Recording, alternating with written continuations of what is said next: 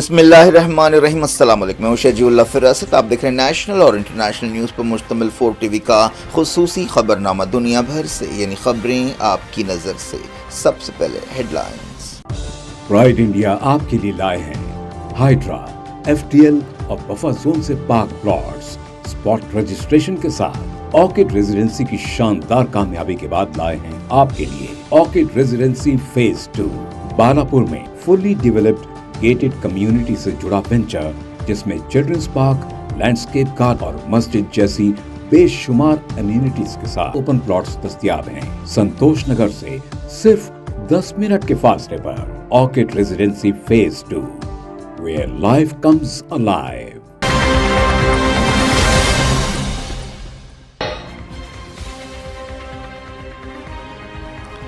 United Nations نے پہلی مرتبہ غزہ کے حالات کو قحط قرار دیا، کہا 5 لاکھ کی آبادی کو بھوک مری کا سامنا ہے۔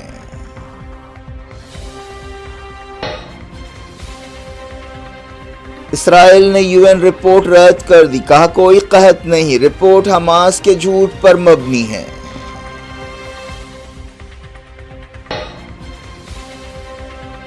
حماس شرطیں قبول نہیں کرے گی تو غزہ سٹی کو تہس نہس کر دیں گے، اسرائیل نے دی وارننگ۔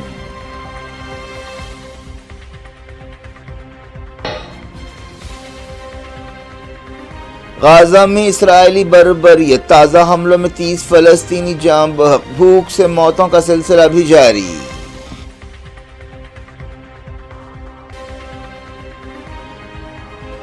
یورپ نے یوکرین کے علاقے رشیا کو دینے کے خلاف کیا خبردار، ڈونباس کی حوالگی کے لیے ٹرمپ کا اصرار۔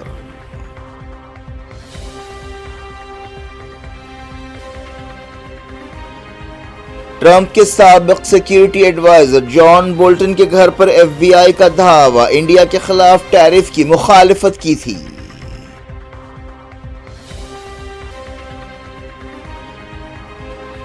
آپریشن سندور کے ذریعے نئی لکیر کھینچی گئی، بہار میں مودی کا خطاب، 12,000 کروڑ کے پروجیکٹس کا افتتاح۔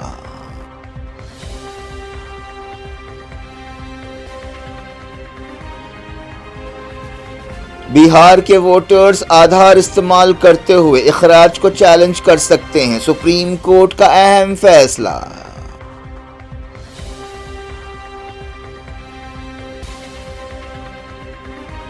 سنبھل مسجد معاملے میں 25 اگست تک سٹیٹس کو برقرار رکھا جائے، سپریم کورٹ نے دی ہدایت۔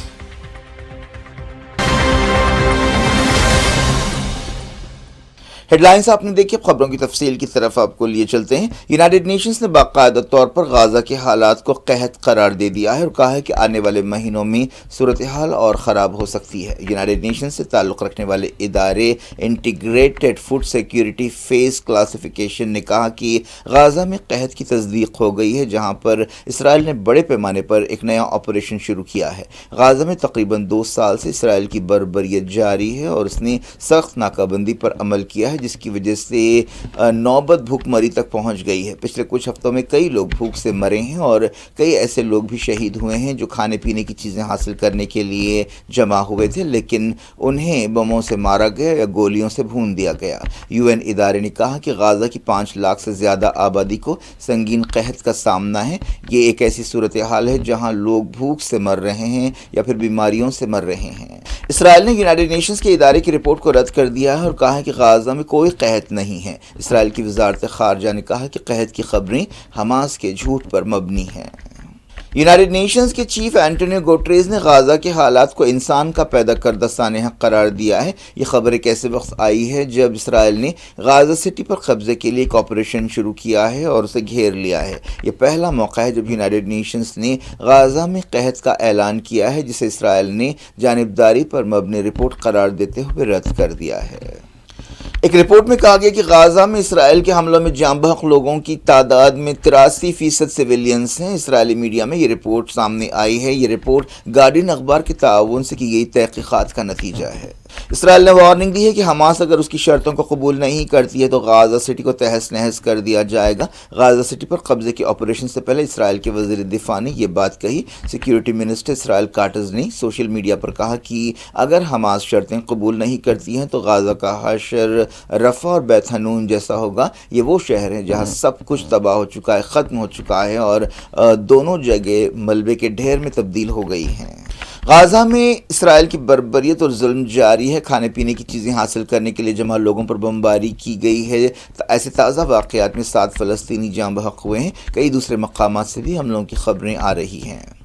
جنگ کے 686 دن پورے ہو گئے ہیں۔ میڈیکل سورسز نے بتایا کہ جمعے کو کم سے کم 30 فلسطینی شہید ہوئے ہیں اور درجنوں زخمی ہوئے ہیں۔ شیخ رضوان علاقے میں ایک اسکول پر کیے گئے حملے میں 12 فلسطینی جاں بحق ہوئے ہیں۔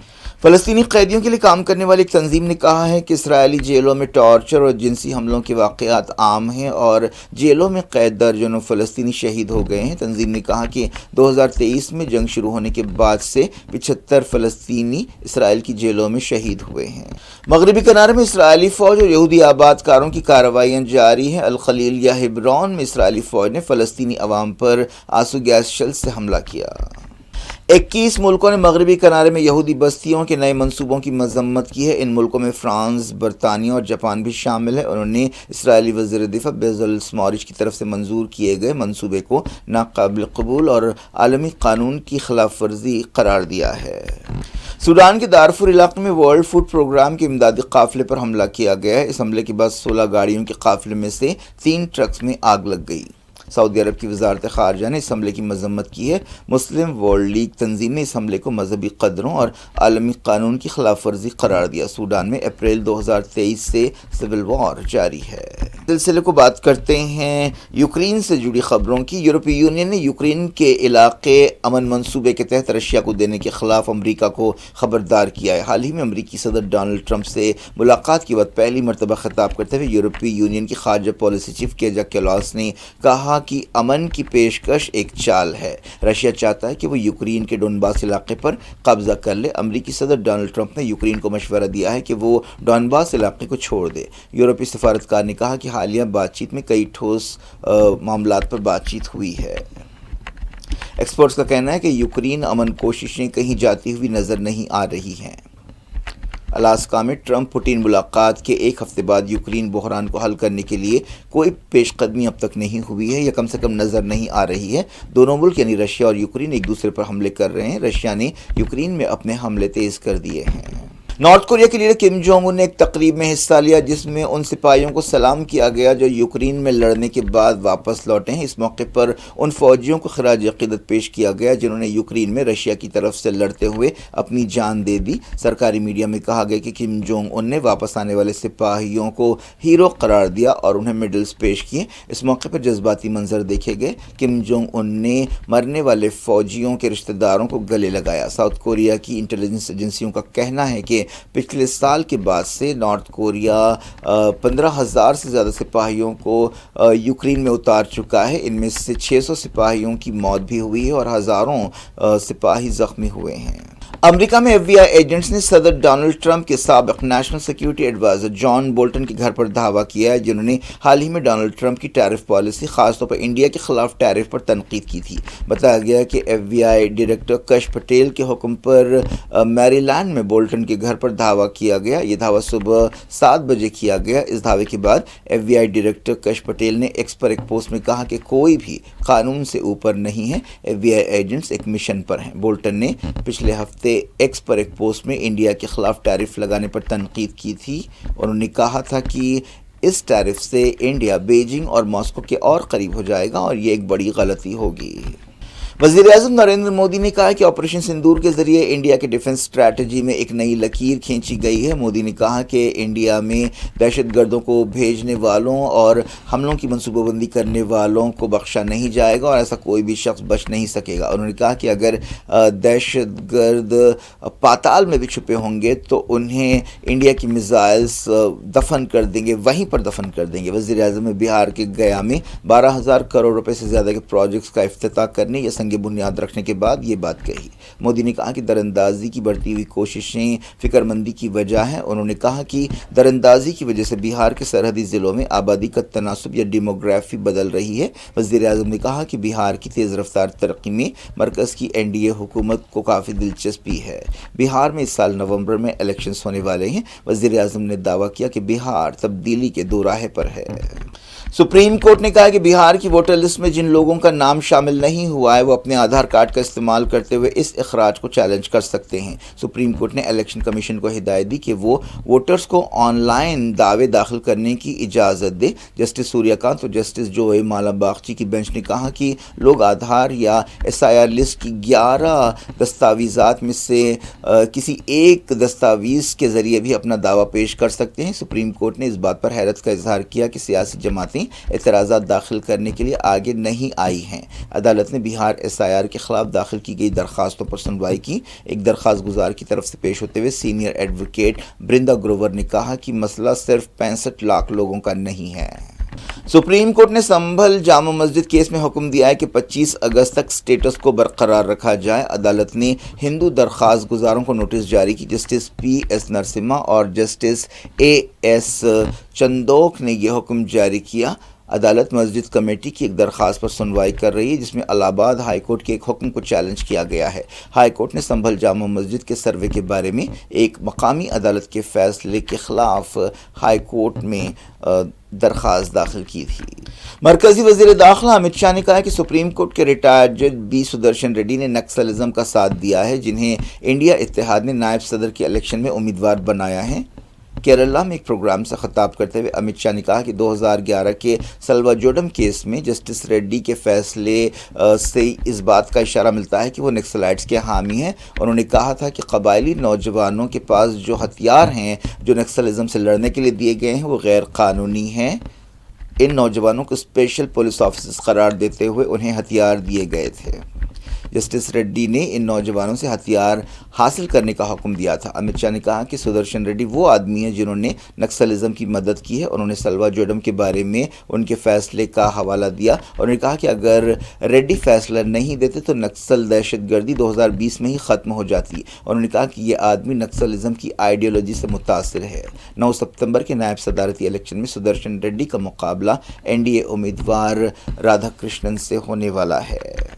شیو سینا UBT لیڈر سنجے راوت نے کہا کہ BJP نائب صدارتی الیکشن کے سلسلے میں انڈیا بلاک کی پارٹیوں سے رابطہ کر رہی ہے کیونکہ اسے ڈر ہے کہ آندھرا پردیش اور تلنگانہ کے NDA ارکان پارلیمنٹ میں بے چینی ہے اور وہ کراس ووٹنگ کر سکتے ہیں۔ کیا کچھ ہو رہا ہے آپ کی دنیا میں؟ آخر میں ہیڈ لائنز دنیا بھر سے ایک بار پھر دیکھتے ہیں۔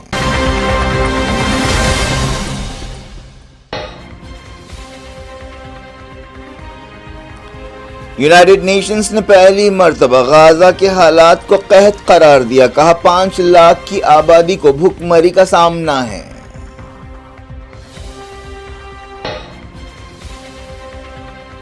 اسرائیل نے UN رپورٹ رد کر دی۔ کہا کوئی قحط نہیں، رپورٹ حماس کے جھوٹ پر مبنی ہے۔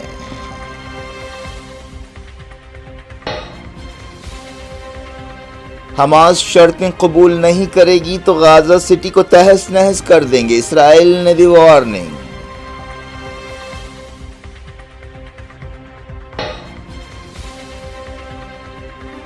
غزہ میں اسرائیلی بربریت، تازہ حملوں میں 30 فلسطینی جاں بحق، بھوک سے موتوں کا سلسلہ بھی جاری۔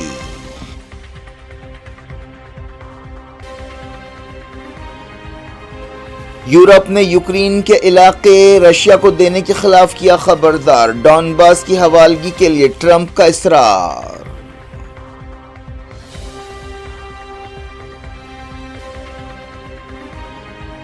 ٹرمپ کے سابق سیکیورٹی ایڈوائزر جان بولٹن کے گھر پر FBI کا دھاوا، انڈیا کے خلاف ٹیرف کی مخالفت کی تھی۔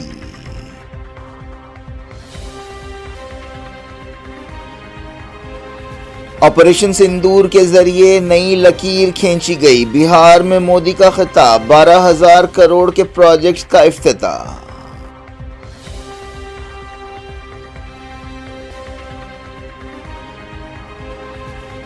بہار کے ووٹرز آدھار استعمال کرتے ہوئے اخراج کو چیلنج کر سکتے ہیں، سپریم کورٹ کا اہم فیصلہ۔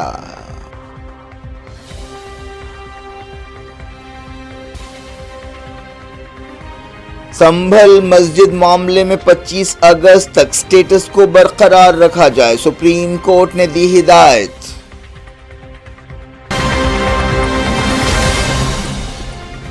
یہ تھی آج کی خبریں، شجیع اللہ فراست کو دیں اجازت اور اپنا بے حد خیال رکھیں۔ اللہ حافظ۔